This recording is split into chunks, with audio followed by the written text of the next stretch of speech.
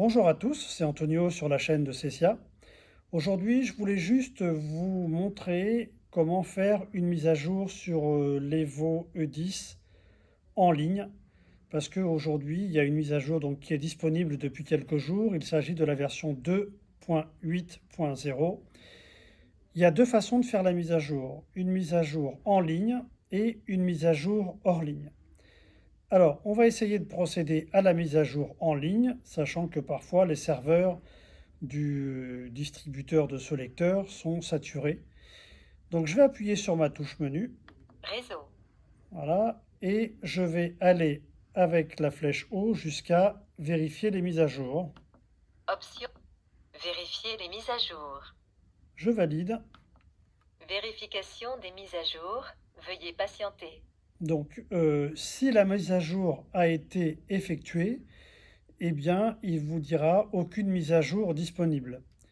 S'il y a un problème de connexion avec le serveur, Evo vous annoncera échec de connexion au serveur. Donc c'est voilà, c'est ce qui est en train d'arriver aujourd'hui. Je ne vais pas vous faire attendre plus longtemps, mais voilà, ça c'est typique, une mise à jour en ligne qui peut ne pas fonctionner. Et dans ce cas-là, qu'est-ce qu'on fait? Dans ce cas-là, on va aller sur le site de Cecia, on va aller dans la rubrique support, dans correctif et pilote, non, ou dans mise à jour logiciel, pardon. Et ensuite, on va télécharger un fichier compressé avec la mise à jour de l'Evo E10.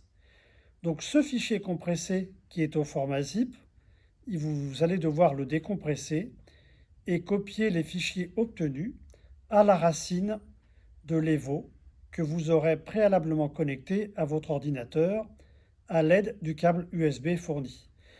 Donc, lorsque vous connectez cet Evo à l'ordinateur, vous allez avoir deux périphériques de stockage qui vont apparaître, la mémoire interne de l'Evo et la carte SD si vous en avez une. Donc, les fichiers doivent être copiés à la mémoire de l'Evo, dans la mémoire de l'Evo, hein, les fichiers obtenus par la décompression. Ensuite, si vous voulez vous rendre compte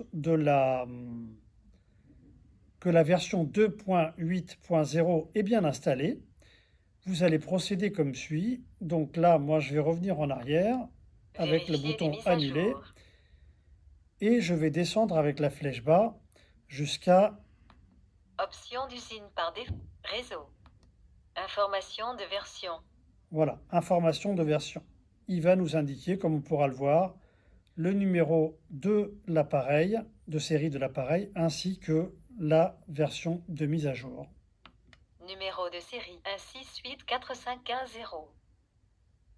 Version 2, 8, 0. Date de mise à jour 16 juillet 2021. Heure de mise à jour 9h, 21 minutes, 41 secondes. Date d'acquisition 12 janvier Voilà, 2021. donc la mise à jour a été correctement effectuée et on a bien la version 2.8.0 qui est installée.